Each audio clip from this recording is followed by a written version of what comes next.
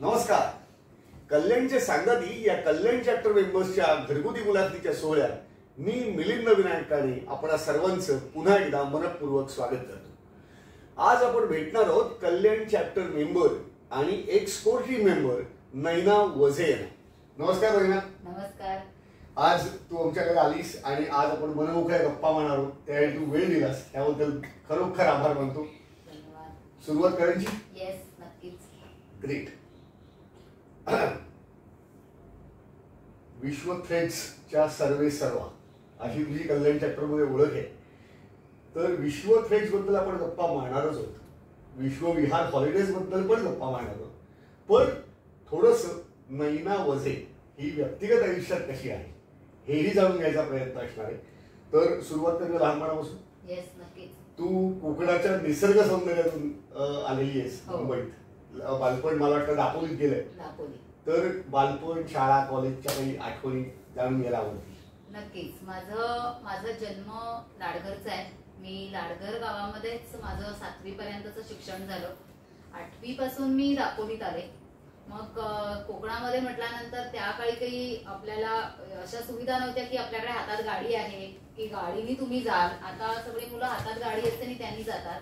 पण मी सकाळी बस, आमच्याकडे एसटी, लाल एसटी, तिच्यानेच मी प्रवास करायचे. सो 8वी पासून मी सकाळी 7च्या बसनी जायचे आणि संध्याकाळी 7 वाजता घरी यायचं. असं माझं रोजचं शेड्यूल असायचं. 7वी, 8वी, 8वी, 9वी, 10वी, 11वी, 12वी पण माझं दापोलीतच शिक्षण झालं पूर्ण.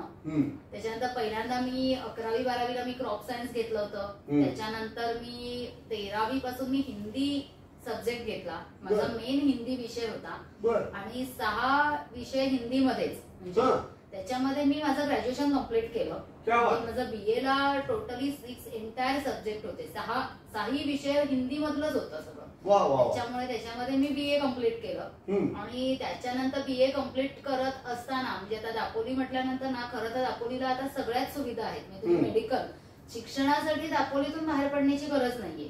असं आता दापोलीची ओळख झालेली आहे. आणि तिथे एवढ्या सुंदर निसर्गरम्य वातावरणातून शहरात येण्याची खरं तर कधीच इच्छा नव्हती. म्हणजे शहर नकोच असं डोक्यात होतं माझ्या. पण तरी सुद्धा एक आपल्याला असतं ना, जे आपल्याला शहरात जायचं नाही म्हटलं तरी आपल्याला जावंच लागतं किंवा आपल्या नशिबात असेल तर आपल्याला शहर मिळतं. तसं मी पण मला पुढचं काही नोकरी किंवा हे करण्याची संधी मिळालीच नाही. कारण माझी 2009 मध्ये माझं ग्रॅज्युएशनचं लास्ट इयर होतं. त्याच वेळेला माझं लग्न ठरलं ग्रॅज्युएशनच्या ह्याच्यामध्येच. आणि कॉलेज चालूच होतं तेव्हा माझं. म्हणजे माझ्या लग्नाची बैठक होती, त्याच्या दुसऱ्याच दिवशी माझा पेपर होता लास्ट इयरचा. सो आदल्या दिवशी बैठक, दुसऱ्या दिवशी पेपर. त्यामुळे ते अभ्यास त्याच्या आदल्या दिवशी, कारण दुसऱ्या दिवशी होणार नाही म्हणून. आणि वडिलांनी सांगितलेलं होतं की ग्रॅज्युएशन झालं की तुझं आपण लगेच लग्न करायचंच आहे. त्याच्यानंतर नोकरी बिकरी सगळं तिकडे गेल्यावर. त्यामुळे वयाच्या 22व्या वर्षीच ग्रॅज्युएशन कम्प्लीट आणि त्याच वर्षी माझं लग्न झालं नोव्हेंबर महिन्यामध्ये. आणि नोव्हेंबर महिन्यात मी पहिल्यांदा मुंबईत आले. म्हणजे मी शहर, मुंबई हे काही बघितलं नव्हतं. रत्नागिरी जिल्ह्याच्या बाहेर कधी जाण्याचा विषय नाही. त्यामुळे कायम रत्नागिरी जिल्हा एवढंच माहिती. मुंबई म्हणजे असं भीतीदायक. बाबा ते तिथे गेल्यानंतर काही कळेल नाही कळेल किंवा आपण काही कुठे हरवणार नाही ना, हा कसं करायचं. बरं, एवढ्या मोठ्या घरामधून एकदम छोट्या घरात जायचंय. त्यामुळे घर बघितल्यावरती पण मला पहिला प्रश्न मी संजयला हाच विचारला होता की अरे इथून इथे आलं की घर तुझं संपलं. म्हणजे एवढ्याच घरात राहायचं का? माझे लोक आल्यावर कुठे राहणार? तर तुम्हाला अगं एवढेच घर असतात शहरामध्ये, हे तेव्हा मला कळलं. कारण मी जवळजवळ 10-15 खोल्यांच्या घरामध्ये राहते माहेर माझं. आणि तिथून एकदम 2 खोल्यांमध्ये. त्यामुळे तिथून सुरुवात होती ऍडजस्ट करायची. मला अरेंज मॅरेज अगदी असल्यामुळे पोहे हे ते त्यापासून सुरुवात. त्यामुळे इथे आल्यानंतर सगळ्यांची ओळख करून घेणं, सगळ्यांना समजून घेणं किंवा कोणी माहिती नाहीये आसपास. बरं आता आणि असंही नाही की माझ्यावर कोणी आलंय, मी एकटी झालीये. मलाच या लोकांना माहिती करून घ्यायचंय. त्याच्यामुळे त्या ह्याच्यामधनं मग कल्याणमध्ये हळूहळू हळूहळू थोडस सेटल होत गेले.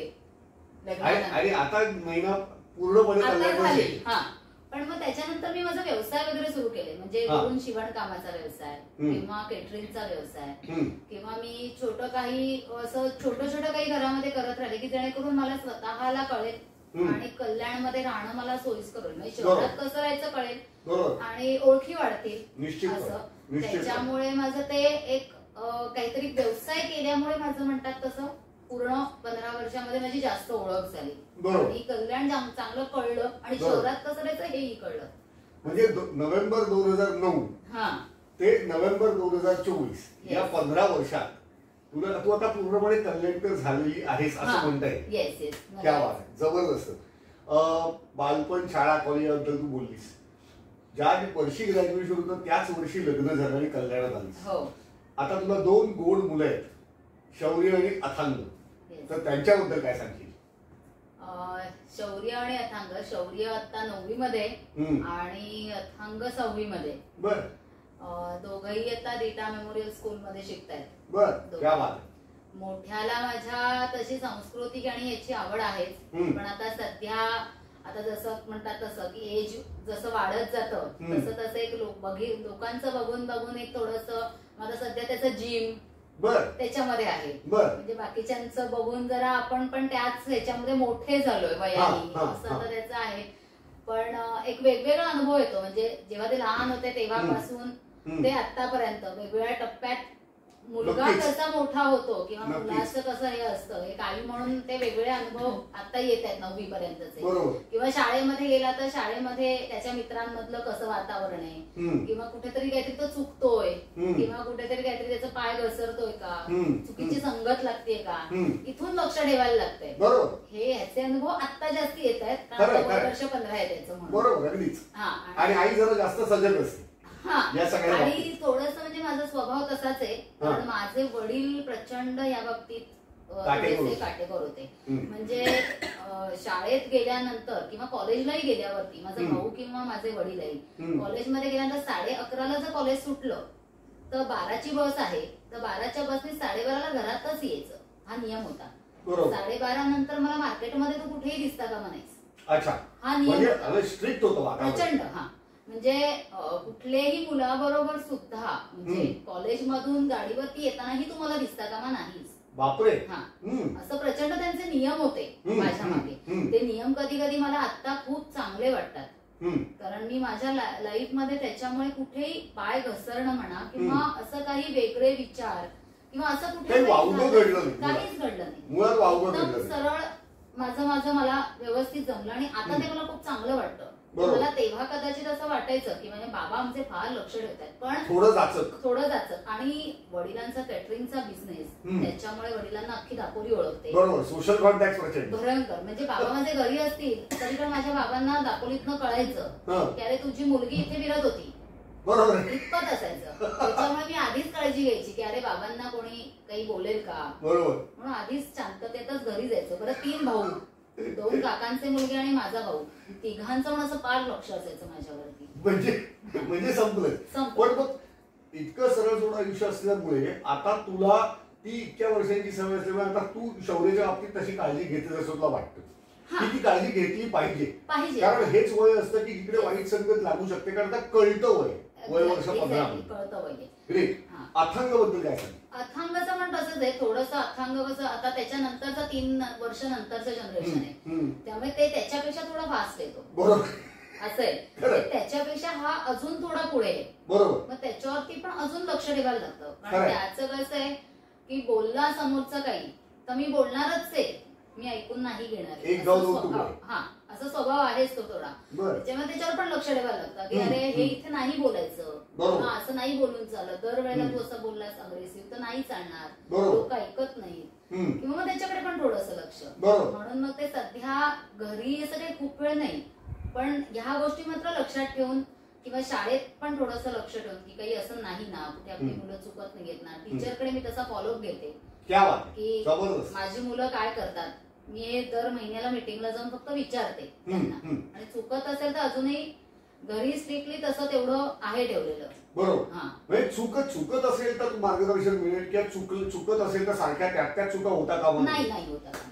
नवीन चुका करा, पण त्यात चुका करायच्या नाही. हा, पण ती चूक करताना विचार करायचा, आधी चूक केलेली बरोबर होती कारण त्याच्यामुळे काय फटका बसला होता, बरोबर, याचा नक्कीच. विचार करून करायची. म्हणजे सजग आई आहेस तू एकदम. हा, थोडंफार. आणि- आता आवडत नाही मुलांना तसं, हा, पण मी हा. आहे. पण आणि मुलांची पण नावं अशी ठेवली आहे, शौर्य आणि अथांग, की हो. तिकडे सजग वृत्तीची आई पाहिजेच. पाहिजे. कारण एकाला पराक्रम आहे आणि एकाचा थांग लागेल. हो, अगदी. पण तुला दोघांच्याही शौर्याच्या बाबतीत आणि अथांगाच्या बाबतीत थांग लागलेला हा, आहे, नाही. असं एकंदरीत आहे, दिसतंय. आहे. वा, क्या बात आहे, जबरदस्त.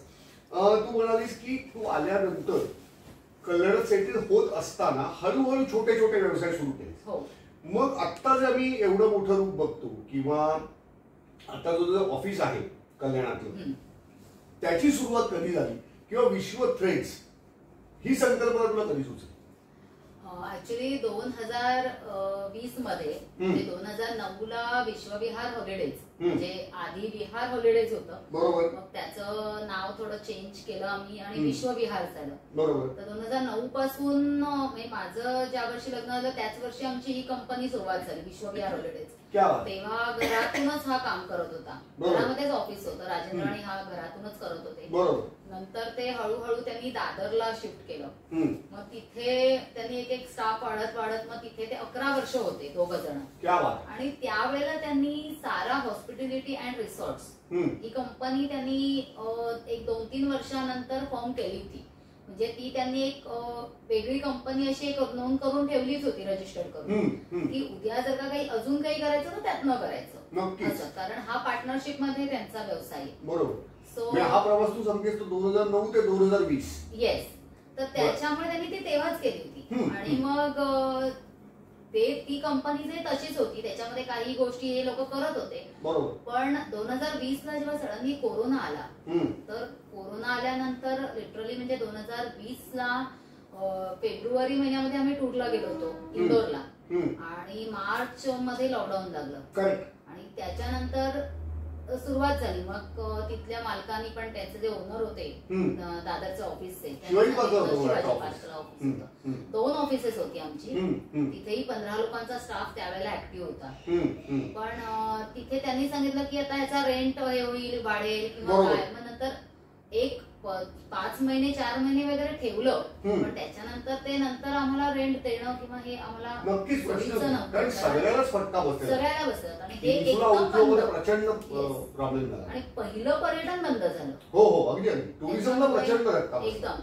त्यामुळे तिकडनं इकडे यायचं, आणि त्यामुळे अखंड तो सगळा आम्ही तिथलं जे काही हे होतं तेवढं सगळं उचलून आम्ही घरी आणलं. बरोबर. ते राजेंद्राच्या आणि आमच्या घरी आम्ही ते ठेवून दिलं, शेजारी काकूंकडे पण ठेवलं, कारण एवढं सगळं ठेवणार कुठे. नक्कीच प्रश्न. त्याच्यानंतर खूप मोठा प्रश्न होता की किती काही म्हटलं तरी रोजच्या जीवनासाठी लागणाऱ्या गोष्टी, हा आपलं सेव्हिंग असतं, सगळं असतं, म्हणून ठीक आहे, चालेल आपलं आज, पण काय करायचं. म्हणून मग ते राजेंद्रच्या किंवा संजयच्या डोक्यात आधीपासूनच होतं की आपण काहीतरी छोटा व्यवसाय सुरू करू, म्हणून सारा इट्स अँड सारा हॉस्पिटॅलिटीच्या अंडर म्हणून सारा इट्स अँड क्राफ्ट चालू करू. क्या बात आहे. आणि मग नैना वझे पिक्चर मध्ये. हा, मग त्यांनी मला विचारलं की तू हे करणार आहेस का. वा. तर मग तू पण कर, तू आपण 3 मिळून करू. मग तेव्हा मी केटरिंगचा करत होते बिझनेस. बर. पण तेव्हा 2 वर्ष मी केटरिंगचा बिझनेस फुल फ्लेज केला कोरोनामध्ये. क्या बात. हा. आणि त्याला सपोर्ट पण माझ्या वडिलांचा होता. बरोबर. म्हणजे कुठल्याही याला किती लागेल, निश्चितपणे किती काय, सगळं माझे वडील तिकडनं मला सांगत होते. हा, तिकडनं ते सांगायचे की एवढं आण, तेवढं कर, तेवढं कर. त्या काळात मी ते केलं 2 वर्ष. तेव्हा मी ह्यांना पण थोडंसं मग जॉईन झाले. आणि मग 2020 ऑक्टोबरला आम्ही हे ऑफिस घेतलं, आता आहे ते. ते 2000 ऑक्टोबर मध्ये ते 4 वर्ष झाली. 4 वर्ष झाली. मग तिथून आम्ही जवळजवळ 80 प्रोडक्ट माझ्याकडे होते. वा, क्या बात. हा, ते सुरुवात केली तेव्हा मी 8 राज्यांबरोबर मी व्यवसाय करत होते. पण यांचा व्यवसाय टुरिझमचा असल्यामुळे प्रत्येक ठिकाणी वेंडर्स होते. बरोबर. हा, मग त्यामुळे नॉर्थ पासून अगदी चिकमंगळूर पर्यंत आम्ही सगळीकडनं आणत होतो गोष्टी. मग ते आम्ही सगळं एक एक तिथे. मग हळूहळू जसं कोरोनाचं हे कमी होत आलं तसं तसं मग टुरिझम थोडं वाढायला लागलं. मोकळीक मिळाली. बऱ्याच कंडिशन रिलीज झाल्या. एक्झॅक्टली. पण पुढे असं होतं की लगेच काही सगळं बंद करणं शक्य नव्हतं, कारण पहिला एक जणाला आम्ही अपॉइंट केलं, पण लगेच एवढं बर्डन घेणं शक्य नव्हतं, इन्व्हेस्टमेंट खूप होती. बरं, लोकांना काही क्रेडिट वरती पैसे होते, लोकांना पैसे परत करायचे होते, कारण टूर कॅन्सल होत्या, सगळं काही होतं, तेही सगळं केलं. मग त्याच्यानंतर आम्ही 2020ला आम्ही हे चालू केलं, सारा आर्ट्स अँड क्राफ्ट.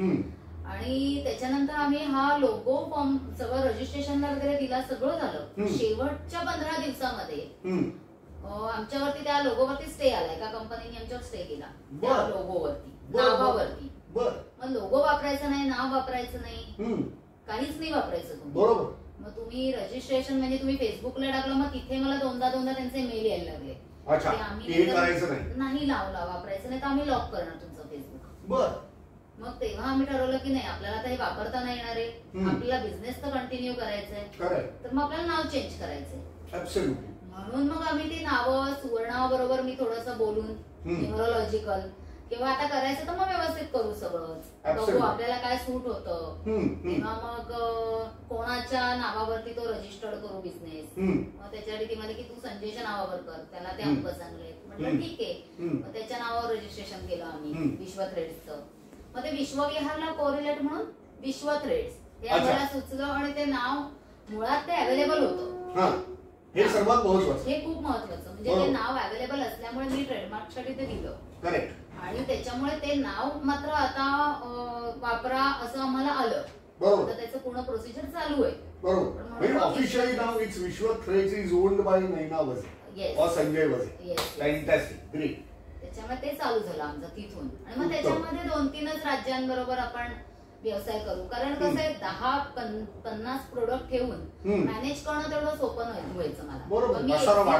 एक्झिबिशन्स मी करते तर मी तिथे 50 प्रोडक्ट नाही नेऊ शकत आहे, माझं मला माहितीये.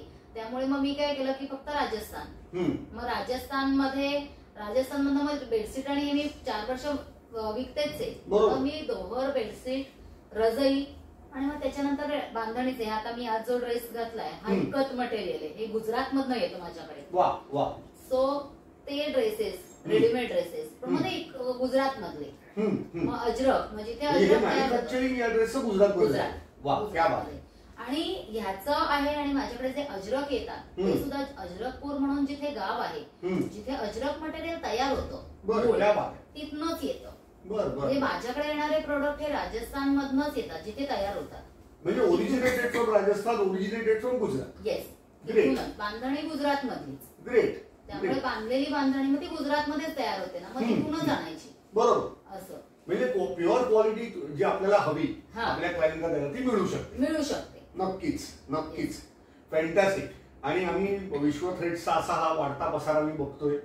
तुझ्याकडनं मी प्रॉडक्ट्सही घेतलेली आहेत आणि कितीतरी लोकांनी वापरलेली आहेत आणि अतिशय उत्तम क्वालिटी आहे. म्हणजे आपण विश्व थ्रेड्सच्या दोहर किंवा रजई या आपल्यापैकी बीबीएनजी मेंबर म्हणजे कल्याण चॅप्टरमध्ये तर आहेच, पण इतर चॅप्टर मधून सुद्धा त्या घेतल्या गेलेल्या आहेत आणि इतकी अप्रतिम क्वालिटी आणि त्याचा अनुभव इतका सुखद आहे की तुम्ही जर आतापर्यंत नैना वझेशी संपर्क साधला नसेल तर जरूर संपर्क साधा आणि जरूर ती प्रॉडक्ट्स वापरून बघा. नैना, पुढे जाऊ. संजय आणि तू एकत्र 15 वर्ष आता. आणि संजय हा कायमच टुरिझम मध्ये होता. आधी तो केसरी बरोबर होता, जर माझी इन्फॉर्मेशन चुकत नसेल तर. आणि केसरीत इतकी वर्ष राहून जो प्रदीर्घ अनुभव त्याला मिळाला आणि मग त्याच्यानंतर स्वतःला व्यवसाय करावा अशी कल्पना पुढे आली आणि मग संजयनी विश्वविहार सुरू केलं. म्हणजे पहिल्यांदा विहार आणि मग विश्वविहार. तर संजय बद्दल आम्हाला थोडंसं ऐकायला आवडेल. संजय बद्दल सांगायचं झालं तर संजय विद्यार्थी परिषदेचा एक कार्यकर्ता आहे. त्यांनी 2 वर्ष तो पूर्ण वेळ होता. बरोबर. संभाजीनगरमध्ये. आणि पहिल्यापासून त्याला असं ओळख काढणं किंवा असं सगळ्यांच्यात राहणं, समूहात राहणं थोडक्यात म्हणायचं त्याला खूप जास्ती आवडतं. आणि त्याचा स्वभाव असा बोलका असल्यामुळे किंवा सतत काहीतरी नवीन शिकण्याची आवड ही त्याला प्रचंड आहे. त्याच्यामुळे तो आजही काहीतरी शिकतच असतो. म्हणजे घरात बघितलं तरी तो काहीतरी ऐकतच असतो, नवीन काहीतरी. आणि मी स्वतःही पाहिलेलं. त्यामुळे शिकण्याच्या वर असेल 2 माणसं एकत्र भेटली ही चर्चा खूप रंगते. खूप म्हणजे त्याच्याबरोबर ती असं अक्षरशः तासनतास बोलणारे लोक पण आहेत आणि वेगवेगळ्या विषयांवर पण बोलू शकतो तो, कारण तो प्रचंड अभ्यास करतो. खूप अभ्यास करत असतो घरात पण. बरोबर. तर तो 2 वर्ष पूर्ण वेळ होता आणि त्याच्यामुळे संभाजीनगरमध्ये अनेक डॉक्टर म्हणा किंवा अनेक चांगल्या लोकांबरोबर तो राहिला आणि विद्यार्थी परिषदेच्या संस्कारांमुळे त्याच्यात बराच बदल घडलेला आहे. निश्चित परिषदेमुळे खूप बदल घडलेले आहेत. त्याच्यामुळे तो केसरीमध्ये 3 वर्ष होता, तिथेही तो टूर लीडर होता केसरीमध्ये. पण तिथे त्यांनीच ठरवलं होतं की मला स्वतःचा व्यवसाय चालू करायचा आहे. म्हणजे वीणाताई त्याला स्वतः बोलवून भेटल्या. वीणाताईंनी त्याला विचारलं की अरे संजय तू का इथे कंटिन्यू नाही करत आहेस, आपण तुला हवं असेल तर आपण अजून काही तुझ्यासाठी करू. मला नाही मॅडम मला असं नाही, पण मला स्वतःच चालू करायचंय. मग तेव्हा त्यांनी त्याला खूप छान पद्धतीने म्हणजे त्याला म्हणाले की नाही तू कर, तुला कधी काही वाटलं तरी तू मला सांग. वीणाताईंनी त्याला फार चांगला सपोर्ट केला की तू कर म्हणून स्वतःच. हे फार महत्वाचं आहे की कंपनीच्या ओनर त्याच्या केसरी सारख्या प्रथित यश आणि नावाजलेल्या कंपनीच्या ओनर आपली एक असेट बाहेर चालली आहे म्हणून थांबवायला येतात. आणि त्याने तेवढं नाव आणि तितका प्रामाणिकपणा, तितकी सचोटी, तसा परफॉर्मन्स असावा. अगदी अगदी म्हणजे त्याच्या बरोबरचे मित्र आता युरोप टूरला लीड बीड करतायत. त्याचे जे ज्युनियर्स होते ते बरोबर over a period of time. Yes. पण त्यांनी नंतर मग ते हे चालू केल्यानंतर त्याच्यामध्ये त्याची एवढी ओळख आणि हे आज आता तो मुक्त विद्यापीठ, यशवंतराव चव्हाण मुक्त विद्यापीठ, तर त्याचा कौन्सिल मेंबर आहे तो आज. म्हणजे रजिस्टर्ड कौन्सिल मेंबर आहे. तर ते सुद्धा म्हणजे सगळ्या टुरिझम क्षेत्रामधल्या लोकांची नावं तिथे नोंदवलेली होती, कारण टुरिझम साठी ते कौन्सिल मेंबर शोधत होते. तर त्यावेळेला आपले माननीय देवेंद्रजी फडणवीस, त्यांचे भाऊ प्रसन्नजीत फडणवीस यांनी संजयचं नाव रिकमेंड केलं. त्यांचा फोन आला संजयला की अरे तुझं मी नाव तिथे रेकमेंड करतोय, कारण मला असं वाटतं की तूच तिथे असावास. म्हणून मग त्यांनी स्वतः तिथे सांगितलं की संजयला तुम्ही कौन्सिल मेंबर म्हणून हे करा. कारण देवेंद्रजींचे सगळे जे शैक्षणिक किंवा हे सगळं हे भाग प्रसन्नजी फडणवीस बघतात. त्यामुळे त्यांनी हे त्याला सांगितलं की तूच कर म्हणून. त्यामुळे तो तिथे आता कौन्सिल मेंबर आहे 3 वर्षासाठी. हा चांगल्या लोकसंपर्काचा फायदा. येस. आणि मला वाटतं आम्ही असंही ऐकून आहोत की तुझ्या मुलाच्या मुंजीमध्ये जी दाखवलेली तू केलीस त्यात स्वतः देवेंद्र फडणवीसांना आमंत्रण गेलेलं होतं. त्यांना गेलेलं होतं. इव्हन विनयजी सहस्रबुद्धे असतील, विनोदजी तावडे असतील, त्याच्यानंतर म्हणजे आशिष शेलार असतील किंवा अशा सगळ्या लोकांना आमचं पर्सनल इन्व्हिटेशन होतं. म्हणजे त्याचे तसे त्यांचे आहेत संबंध तसे आहेत. म्हणजे तो फार असं राजकारणात तो 1.5-2 वर्ष आमदार नरेंद्र पवार यांच्याकडे सुद्धा होता. त्यांचे पर्सनल काम त्यांनी बघितलंय. पण त्याला ती आवड होती तेव्हा, पण त्याच्या ओळखीचं आहे त्याच्यामुळे त्याच्याकडे ते गेलेलं होतं. ते सगळे जण ऍक्च्युली विनोदजी सुद्धा येणार होते. नितीनजींना सुद्धा पत्र गेलेलं होतं. म्हणजे गडकरी आहेत त्यांना सुद्धा इन्व्हिटेशन पर्सनली गेलेलं होतं. त्यांचा मेसेज सुद्धा आलेला होता त्याला की मला येता नाही येणार आहे, कारण त्यावेळेला दिल्लीत अधिवेशन होतं. त्यामुळे सगळेजण तिकडे होते. त्यामुळे विनयजी सुद्धा नाही येऊ शकले. विनयजी सहस्रबुद्धे. पण म्हणजे हा लोकसंपर्काचा फायदा आहे आणि हे परिषदेमुळे घडून आलं हे उघड. अगदी अगदी. पण कित्येक लोक लोकसंपर्कात असतात, पण लोकसंपर्काचा उपयोग कसा करायचा स्वतःच्या भल्यासाठी आणि आपल्या बरोबर असलेल्या लोकांच्या भल्यासाठी हे प्रत्येकाला जमत नाही. जे संजयला अतिशय कुशलतेने जमलेलं आहे आणि over a period of time जमलेलं आहे हे अगदी मानण्यासारखं आहे. कारण मी जेव्हा संजयला भेटलोय आणि आमच्याकडे काही गप्पा झाले त्याच्यातनं सुद्धा हे जाणवतं की आपल्या समोर जी व्यक्ती बसलेली आहे त्या व्यक्तीला पडताळून त्या व्यक्तीबरोबर आपल्याला काय बोलता येईल आणि जर बोलणारा असेल तर मग संजय खुलतो. आणि मग जो खुलतो तो मग त्याला बऱ्याच विषयांवरती बोलताना समोरचा व्यक्ती सुद्धा खूप आनंद घेऊ शकतो. कारण तिथं जी खरी देवाणघेवाण होते, आपण त्याला म्हणतो एक्सचेंज ऑफ थॉट्स, हे खरोखर सुखावणार असतं. आणि हा माझा वैयक्तिक अनुभव आहे. ग्रेट. म्हणजे असा तुमचा तू संजय, शौर्य आणि अथान असा मस्त संसार चाललेला आहे. विश्वविहार हॉलिडेज आणि विश्व थ्रेड्स याला बरोबर घेऊ.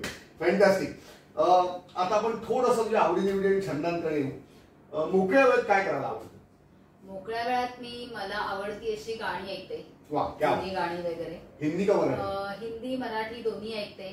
किंवा कधी कधी शास्त्रीय संगीत राग ऐकते. माझ्या 3 परीक्षा शास्त्रीय संगीताच्या झालेल्या आहेत. हो, त्याच्यामुळे मी तेही ऐकते. किंवा असं मोकळ्या ह्याच्यामध्ये असेल मी तर मला शिवणकामाची खूप आवड आहे. सो मग कुठेतरी एक शिवणकामाचं मी काहीतरी करत असते. माझ्या स्वतःसाठी मी जे काही मला आवडेल ते असं काही ना काहीतरी त्याच्या बाबतीत चालू असतं माझं. म्हणजे आवड निवड म्हणून जीवन का बाजून चालू. हो, अगदी अगदी. म्हणजे स्वतःचा ड्रेस शिवणं, ब्लाऊज शिवणं किंवा या सगळ्या गोष्टी मी स्वतःच करते. त्यामुळे तेवढं ते मुद्दामून शिकले मी, कारण मला आवड आहे त्याची. म्हणून मग ते किंवा मेहंदी काढणं. हा, म्हणजे मी मेहंदीचा सुद्धा मी व्यवसाय केलेला आहे. म्हणजे मेहंदी जाऊन काढणं या ऑर्डर सुद्धा मी घेत होते. मेहंदी काढण्याची ही इन्फॉर्मेशन मला नव्हती. नाही, हा, मेहंदी काढण्याच्या ऑर्डर सुद्धा मी घेतलेल्या आहेत. मी 6-7 महिने मेहंदीच्या सुद्धा ऑर्डर घेतलेल्या आहेत. सुरेख सुरेख. त्या सुद्धा घ्यायची. म्हणजे विविधांगी व्यवसाय सुद्धा तू केलेला आहे. हो, म्हणजे आवडी सुद्धा आणि आवड आहे म्हणून त्याचं कन्व्हर्जन व्यवसायच. हो, मला असं वाटतं मल्टीटास्किंगच्या बाबतीत तू आणि संजय वन आहे. हा, म्हणजे त्याला आवडतं तेही तो सतत करत असतो किंवा मला जे आवडतं ते मी करत असतो. Great, super. याच्याशिवाय तुला मोकळ्यात काय काय करावं? मोकळ्या वेळात म्हणजे मी आता रेकी ग्रँडमास्टर आहे. सो रेकी रिलेटेड मी बरेच व्हिडिओज ऐकत असते किंवा त्याचा उपयोग अजून कशामध्ये करतात लोक. Self development. हा, सेल्फ डेव्हलपमेंट असेल किंवा अजून काही की बाबा त्याच्यामध्ये किती प्रकार आहेत किंवा रेकीमध्ये अजून किती प्रकारे लोक रेकी शिकतात, असं एक त्याचा पण मी थोडा अभ्यास करत असते. पण रेकी देतेस तू लोकांना? मी अजून दुसऱ्यांना नाही देत, कारण जोपर्यंत आपण स्वतः त्याच्यामध्ये पूर्ण होत नाही तोपर्यंत द्यायची नाही. असं युनिव्हर्सला मी एक्सचेंज करते, कारण तेवढं मी करते, कारण ते एक्सचेंज केल्याशिवाय तुमची वाढत नाही. निश्चितपणे मी युनिव्हर्स सोबत मी एक्सचेंज करते फक्त. पण मी अजून कुठल्याही व्यक्तीवरती रेकीचा उपयोग नाही फारसा करत. पण काही गोष्टी असतील तर त्या रेकीद्वारे मी करते. म्हणजे आता माझं उदाहरणार्थ माझं एक्झिबिशन असेल तर मी माझ्या स्टॉलला माझी मी एनर्जी देते. अच्छा. हा, आणि त्याचा रिझल्ट मला मिळतोच, प्रश्नच नाही. आणि म्हणूनच आता मला लक्ष द्यायला लागलंय की प्रत्येक शोकेसला दहीनाकडे एवढे कस्टमर कसे असतात. म्हणजे एक तर आहे प्रॉडक्ट मध्ये दम आहे, पण दुसरी द डिक्शनरी आपली रेकी. म्हणजे रेकीद्वारे तुम्ही आता उदाहरणार्थ असं आता आपण असं हे नाही करू, पण आता माझा एक अगदी सेल्फ म्हणजे असा अनुभव माझा एक स्वतःचा सांगायचा झाला तर मी राणीच्या बागेत आम्ही गेलो होतो मुलांना घेऊन, आणि तेव्हा तिथे बरीच लाईन होती. म्हणजे जवळजवळ सगळे ओरडत होते, 1-1 तास लागणार या लाईनला. राणीच्या बागेत? हो, म्हणजे त्या दिवशी खूप गर्दी होती. त्यामुळे आम्ही लाईनीत उभे राहिलो तिकीट काढण्यासाठी, आणि पाऊण तास लागेल असं त्यांनी सांगितलं. बरं, पाऊण तास उभं राहायचं म्हणजे माझी दोन्ही मुलं म्हणाली की अरे आई पाऊण तास कुठे उभं राहायचं. म्हटलं ठीक आहे, पण आपल्याला आता बघायला आलोय ना आपण एवढ्या लांब कल्याणहून, तर आपल्याला बघायचंय. तर म्हटलं ठीक आहे, पण आता 4 लाईन आहे तर आता कसं त्याचा आपण दुरुपयोग नाही करू शकत. बरोबर. पण माझी जी लाईन आहे ती लाईन 15व्या मिनिटात क्लोज व्हावी किंवा मला 15व्या मिनिटात तिकीट मिळालेलं आहे, याच्यासाठी मी त्या अख्ख्या लाईन वरती रेकी केली. सो कारण मला ते हवं होतं, बरं ही दोघं कंटाळलेली होती. तेव्हा असलेल्या माझ्याकडच्या विद्येला मला थोडंसं बाहेर काढायचं होतं. मग मी तो उपयोग तिथे केला. तर लिटरली 15व्या मिनिटात मी त्या खिडकीपाशी होते. सो माझी मुलं म्हणतात आई ही बाकीची अजून चालूच आहे, आपण आलो. म्हटलं आपलं काम झालं ना, संपला विषय. आम खाऊ कुठल्यावरती. हा, असं ते एक थोडंसं त्यांचं असतं. पण तू म्हणालीस त्याप्रमाणे हे देखील एक शास्त्र आहे, आणि कुठल्याही शास्त्राचा उपयोग हा कधीही स्वतःच्या भल्याबरोबर दुसऱ्यांच्या भल्या करता झाला पाहिजे. म्हणजे माझ्यावर बाकीच्याही लोकांना पटापट तिकीट मिळाली असतील किंवा तीही पुढे गेली. बरोबर. आणि निश्चितपणे स्वार्थासाठी करू नये, जे तू म्हणालीस हा मुद्दा निश्चितच लक्षात ठेवणार काय. पण तिथल्या तिथे काय जो काही छोटा फायदा करता येईल, मुलं कंटाळली होती म्हणून तेवढा माफक फायदा करून घेतला. ग्रेट. याच्या पुढे जाताना शेवटचा व्यावसायिक प्रश्न विचारतोय, विश्व थ्रेड्सचे पुढचे प्लॅन्स काय? विश्व थ्रेड्सचे पुढचे प्लॅन्स म्हणजे असे की विश्व थ्रेड्स मध्ये आता आम्हाला आमचं टार्गेट खूप मोठं आहे. आमचं महिन्याला आमचं जवळजवळ माझं महिन्यामध्ये 5 लाखाचं टार्गेट आहे. 5 लाखाचा सेल. आता मंथली आमचा 1 लाखाचा सेल आहेच. 5 लाखाचा सेल आमचं टार्गेट आहे. आणि विश्व थ्रेड्सचं पण एक शॉप असावं, आणि हेही आमच्या डोक्यात आहे. तिथे स्टाफ ठेवून आपण करून घ्यायचं. मग तिथे आपण आणि विश्व थ्रेड्सचं सेपरेट ऑफिस, विश्व विहारचं सेपरेट. एक्झॅक्टली. Excellent excellent. कारण विश्व विहार मध्ये आता 15 आहेत, पण ओव्हरऑल त्याची स्ट्रेंथ 25, 30, 35 पर्यंत नेण्यासाठी त्यांचेही प्रयत्न चालू आहेत. म्हणजे आता 5 CR त्यांचा टर्नओव्हर आहे. वाह, क्या बात. तो अजूनही खूप मोठा न्यायचा आहे त्यांना. बरोबर. आता 30 त्यांचे फ्रँचायझी पार्टनर आहेत. जो काल एक अभिषेकने तिथे सांगितलं. हो. अभिषेक दसगावकर. बरोबर. तसे त्यांना 100 पर्यंत न्यायचे. त्यामुळे त्याचं तसं आहे तसंच तो मला विश्व थ्रेड्सला पण तेवढंच मोठं करायचं. हा फक्त कसं आहे घर आणि हे असं आहे थोडं. बरोबर. त्यामुळे त्या लेव्हलने मोठं करायचंय. घर कुठेही डिस्टर्ब नाही होता होणार. निश्चितपणे. आणि माझ्या मते एका स्त्रीला व्यावसायिक होताना घराकडे दुर्लक्ष करून नाही चालत. त्यामुळे आणि आता मुलं मोठी होत आहेत जसं तू म्हणालीस आणि तू अतिशय सजग आहे त्याच्यामुळे तुझं तिकडेही जास्त लक्ष असणार आहे. पण नैना खरं सांगतो तू अतिशय उत्तम व्यावसायिक आहेस. तू जे काही विश्व थ्रेड्स तू करतेस त्याचा तुला निश्चितपणे फायदा होईल अशी मला खात्री आहे. कारण प्रॉडक्ट्स मध्ये दम आहे, या बोलण्यात दम आहे आणि सर्वात महत्वाची गोष्ट म्हणजे लोक जोडणं आणि ते टिकवणं ही कला तुला अवगत आहे. आणि त्याचबरोबर रेकी आता आहेच. म्हणजे आता मला रेकी कळल्यामुळे मला एक खिडकी घेण्याचा नवीन पॉईंट मिळालेला आहे. आता नेटवर्किंगच्या विषयाकडे थोडं येऊ. आपण बीबीएनजीत भेटलो आणि आपली बीबीएनजीत ओळख झाली. बीबीएनजी तू कोर्टिंग मध्ये सुद्धा काम केलं. तर नेटवर्किंग फोरम काय दृष्टीने जॉईन करावा किंवा त्याचे काय फायदे तुला झाले आणि तू आपल्या मेंबर्सला काय सांगशील की नेटवर्किंग फोरम वरती का जॉईन झालं? नेटवर्किंग फोरम मध्ये जॉईन झालं पाहिजे. एक पहिला त्याचा फायदा असा असतो की तुमची एक ओळख वाढते. तुमची ओळख वाढल्यानंतर तुम्ही कोण आहात, तुम्ही काय करता हे आधी समोरच्याला कळतं. निश्चितपणे. त्यामुळे जितकी जास्त तुम्ही भेटाल लोकांना तितकं तुमच्या व्यवसायाचं त्याला तुम्ही सांगू शकता. नक्कीच. कारण तुम्ही सोशल मीडियाद्वारे वगैरे तुम्ही सांगताच की मी काय करते. बरोबर. पण 1 to 1 भेटल्यानंतर तुम्हाला समोरची व्यक्ती किती खरी आहे, किती ती तिचा व्यवसाय कसा करतेय किंवा आपल्या बरोबर ती जेव्हा जॉईन होईल त्यावेळेला ती कितपत आपल्याला समजणार आहे किंवा आपण तिला किती समजणार आहे, सगळं आपण जसं भेटत जाऊ तसं तसं घडतं. नक्कीच. त्यामुळे भरपूर वेळेला असं होतं की आपण म्हणतो की नेटवर्किंग मध्ये कशासाठी जायचं, तर नेटवर्किंग मध्ये मुळात तुम्ही लोकांना समजून घेण्यासाठी जा. लोकांना त्यांचे व्यवसाय आधी स्वतःनी त्यांनी सांगितले की नंतर आपोआप त्यांना कळणार आहे की आपण काय करतोय. नक्कीच. आणि तुमचा व्यवसाय तितक्या लोकांपर्यंत पोहोचतो. त्यामुळे तुम्ही प्रत्येक वेळेला असं नाही पण गेलं पाहिजे. प्रत्येक वेळेला तुम्ही असं किंवा कोर्टिंग मध्ये मी असं नाही, मला फार चांगले अनुभव आले. कारण तसं फ्रेंड सर्कल कल्याणमध्ये माझं नव्हतं लग्न झाल्यानंतर. असं काही मैत्रिणी खूप मित्र असा विषय नव्हता. हा नाही तसं नव्हतंच म्हणायला हरकत नाही. कारण मी वैयक्तिक एवढाच व्यवसाय करत होते. असं काही एकत्रित असा वेगळा काही व्यवसाय करत नव्हते. नक्कीच. मी बीबीएनजी जॉईन केल्यानंतर एक नवीन ओळखी आणि नवीन मित्र मैत्रिणी मिळाले. त्यामुळे आता असं झालं की मी असं मित्र तुझे किती आहेत असं सांगू शकते. एवढे माझे मित्र आहेत किंवा एवढ्या माझ्या मैत्रिणी आहेत. हे सांगताना छान वाटतं. जे दापोली व्यतिरिक्त सांगता येत नव्हतं कल्याणात. एक्झॅक्टली. ते आता कल्याणमध्ये माझे स्वतःचे मित्र मैत्रिणी आहेत. माझी मुलं आता म्हणतात की त्यांना तू असं झाले आई तुझं काय ग सारखं मित्र या मैत्रिणींबरोबर चालले, हे आता आम्ही मित्र मैत्रिणी जमणार आहोत. म्हटलं आहेत माझे आता आहेत. बरोबर. त्यामुळे मी अगदी अभिमानाने सांगते की माझे भरपूर मित्र आणि भरपूर मैत्रिणी आहेत. क्या बात आहे. जबरदस्त. म्हणजे हा बीबीएनजीचा नेटवर्किंग फोरमचा तुला फायदा, भरपूर फायदा झाला. नेटवर्किंगमुळे व्यवसाय वाढतो हे तर निश्चितपणे आहे. पण नेटवर्किंगला टिकून राहिल्याने काय फायदा होतो याच्याबद्दल काय सांगशील? टिकून राहिल्याने फायदा असाच होतो की आता उदाहरणार्थ ना, म्हणजे मी पुण्याला गेले होते आणि पुण्याला सिंहगड चॅप्टरला मी क्रॉस चॅप्टरला गेले होते. बरोबर. त्यावेळेला मी सगळ्यांशी माझी पहिली ओळख झाली. पण त्याच्यानंतर आपण म्हणतो ना नेटवर्किंग तिथे गेल्यावरतीच असं नाही, पण तुम्ही फोनवरती सुद्धा टच राहिला त्या लोकांची, तर तेही एक नेटवर्किंगच आहे की तुम्ही फोनवरती सुद्धा बोलत राहिला. शेवटी संपर्क आहे. एक्झॅक्टली.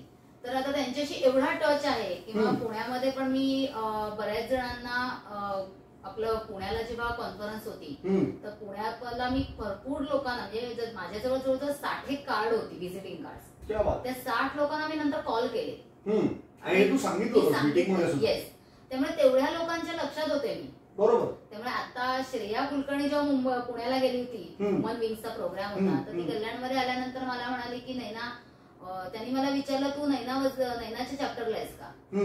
तर श्रेया म्हणते अगं नैना तुझं नाव तिथे त्यांना. तर मी म्हटलं अगं कारण मी त्यांच्याशी तेवढ्या टच मध्ये आताही आहे. नक्कीच. त्यामुळे माझ्या अॅनिव्हर्सरीला किंवा त्यांचे फोन येतात मला. वा वा वा वा, क्या बात आहे. कारण मी त्यांच्याशी अजूनही फोनवरती टच आहे किंवा मी फोन केल्यानंतर ते आपल्याला ओळखतायत. याचा अर्थ आपण तितकं त्यांच्याशी कनेक्ट ठेवलंय म्हणून ओळखतायत. मग नक्कीच प्रश्न नाही. आणि हे बोथ वेज आहे. हा, त्यामुळे प्रत्येक चॅप्टर मधले कोणी ना कोणीतरी ओळखीच आहे. डेक्कन चॅप्टर असो किंवा आपला सिंहगड चॅप्टर असो, वारजे चॅप्टर असो, तिथल्या जवळजवळ 5-5, 6-6 लोकांना मी त्यांच्या टच मध्ये मी आजही आहे.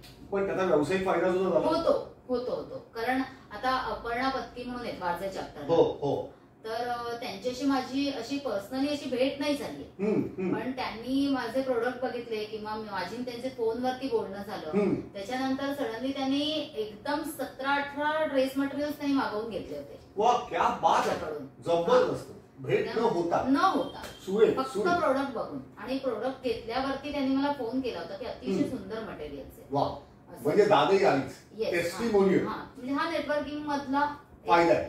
खरोखर ऍब्सोल्युटली. मित्रांनो, आपण नैना वझेशी गप्पा मारतोय आणि मुलाखत प्रचंड रंगलेली आहे. एक वेगळी नैना आपल्याला पाहायला मिळते. अशा बऱ्याच गोष्टी आपल्याला कळलेल्या आहेत की ज्या नैना करते, पण नेटवर्किंग मीटिंग मध्ये आपण त्याचा उल्लेख करत नाही किंवा त्याची चर्चा होऊ शकत नाही मीटिंगचा फॉरवर्ड असल्यामुळे. आणि हाच या मुलाखतींचा खरा फायदा आहे. नैनाबरोबर अशाच गप्पा सुरू ठेवणार आहोत रॅपिड फायर मधून. नैना, शेवटच्या भागात आलोय आपण. रॅपिड फायरला सुरुवात करायची. मी तुला 10 प्रश्न विचारणार आहे आणि त्याची तुला जी उत्तरं सुचतील ती द्यायची. आता मी तुझ्याकरता पण आणि इतरांकरता पण सांगतो की रॅपिड फायर याचा अर्थ पटापट 10 प्रश्न विचारले असं नाहीये. तिला जी उत्तर पहिले सुचतील ती द्यायची इकडच्या व्यक्तीला, असा त्याचा अर्थ आहे. सुरुवात करूया. आता मी गुगली टाकण्याचा प्रयत्न करणार आहे. मोकळ्या वेळेत नैना काय करते? झोपते, गप्पा मारते का व्यावसायिक समस्या सोडवते? पहिल्या गप्पा मारते. कारण मला गप्पा मारायला फार आवडतात. नक्कीच. आणि गप्पा मारता मारता मग मी व्यवसायाबद्दल पण थोड्याशा आयडिया डोक्यात येतात. पण माझा स्वभाव आणि मी जॉईंट फॅमिलीतली असल्यामुळे मला गप्पा मारायला फार आवडतात. कारण तू पहिल्यापासूनच खूप माणसांमध्ये राहिली. हो. ग्रेट. असा कोणता छंद आहे जो कायम जोपासायला आवडेल? मित्रमैत्रिणी जोडणे, निसर्गात फिरणे का नाटक सिनेमा पाहणे? मित्रमैत्रिणी जोडणे. आणि आता हे अगदी ऑब्वियस झालेलं आहे. भांडण झालं तर कोण जास्त रागवतं, तू का संजय? त्यावेळेच्या सिच्युएशन नुसार असतं. जर का त्याची चूक असेल तर मी, माझी चूक असेल तर तो. अच्छा, म्हणजे चूक ज्याची आहे त्याच्यावर डिपेंड असतं. अच्छा, म्हणजे असं अनवराने कोणी रागवत नाही. तुमच्यासाठी एकच रागवतं असं नाही. असं काही नाही. ग्रेट. चांगला टोलवला आहे प्रश्न. व्यवसाय करताना ज्या अडचणी आल्या त्यातून शिकायला मिळालेली एक गोष्ट कोणती? जिद्द सोडायची नाही, व्यवसाय परीक्षा घेत राहतो का व्यवसायात शिकत राहणे गरजेचे असते? एक व्यवसायात शिकत राहणं फार गरजेचं असतं आणि ते शिकत असताना आपली जिद्द पण अजिबात सोडायची. करेक्ट. क्या बात आहे. कॉम्बिनेशन. नेटवर्किंग फोरमवर कोणता दृष्टिकोन ठेवून जॉईन व्हावे? लोकसंग्रह करणे, निव्वळ धंदा करायचा आहे का सामाजिक देणं लागतो हा दृष्टिकोन? लोकसंग्रह आपल्याला करणं हा मला एक फार याचा आहे. लोकसंग्रह करताना सामाजिक देणंही आपण लागतो. नक्कीच. त्यामुळे हे दोन्हीही विषय मला तेवढेच आवडतात. वा, परत कॉम्बिनेशन जबरदस्त. कल्याण व्यतिरिक्त जर स्थायिक व्हावं लागलं, आता 15 वर्ष झाली, तर कुठं जायला आवडेल? पुणे, मुंबई का परत कोकणात? परत कोकणात. हे अपेक्षित होतं मला. मुलांची जबाबदारी का व्यवसाय अशी समस्या जर उभी राहिली तर नैना काय करेल? व्यवसाय बाजूला ठेवेल, जमेल तसा व्यवसाय करेल का दोन्ही हिरिरीने करण्यासाठी मार्ग काढेल? दोन्ही हिरिरीने करण्यासाठी मार्ग काढेल. Fantastic. That's like humorous. Sanjay कडून शिकलेली सर्वात मोठी फायदेशीर सवय कोणती? नवीन काहीतरी शिकत राहिलं पाहिजे. जे गरजेचंच आहे. हो, नवीन काहीतरी शिकलं पाहिजे आणि त्या शिकून तुम्ही तुमचा व्यवसाय वाढवण्यासाठी त्याचा उपयोग करू शकता. क्या बात. जबरदस्त. हे आवडलं मला. 9वा प्रश्न आहे, नैना खूप रागवली तर काय करते? म्हणजे नैना रागवते असं आम्हाला म्हणायचं आहे. तोंडावर स्पष्ट बोलून दाखवते आणि विषय कायमचा संपवते, संपूर्ण दुर्लक्ष करून विषय सोडून देते, का समोरच्याला समजून घेण्याचा प्रयत्न करून स्वतःची बाजू देखील ठामपणे मांडते? समोरच्याला समजून घेऊन मी माझी स्वतःची बाजू ठामपणे सांगते. वा, म्हणजे ठामपणे मांडते हे माहितीच होता मला. माहिती. पण समोरच्याला समजून समजून घेते पण माझी बाजू मी ठामपणे सांगते. वा, जबरदस्त. आणि शेवटचा प्रश्न, आताला व्यवसाय सोडून कोणता व्यवसाय करायला नैनाला आवडेल? खानपान सेवा, जनरल स्टोअर्स का readymade ladies garments? Readymade ladies garments. वा, जे अजूनपर्यंत केलेलं नाही. नाही, आता करतेच आहे ना रेडीमेड ड्रेसेस मी. एक्झॅक्टली, म्हणजे बांधणी आता आलेली ऑलरेडी, हा. त्यामुळे हे पण फुल फ्लेज पुढे जाऊन करायला हवं. म्हणजे याच्यातच मी ते वाढवू शकेल ना. Great, fantastic. 10 प्रश्नांची तू अगदी मस्त उत्तर दिलेली आहेस आणि गप्पावरला मजा आली. मित्रांनो, आज आपण गप्पावर होतो नैना वझेशी. अतिशय खुमासदार मुलाखत झाली, रॅपिड फायर राऊंडही झकास झाली आणि नैनानी मनमोकळेपणाने आपल्याशी गप्पा मारल्या. आपण परत एकदा भाग संपवण्यापूर्वी नैनाचे आभार मानूया. नैना, तू आज इथे आलीस, वेळ दिलास त्याबद्दल मनपूर्वक आभारी आहे. Thank you so much. पुढल्या भागात अशाच एका नवीन मेंबरला घेऊन परत भेटू. तोपर्यंत काळजी घ्या. धन्यवाद.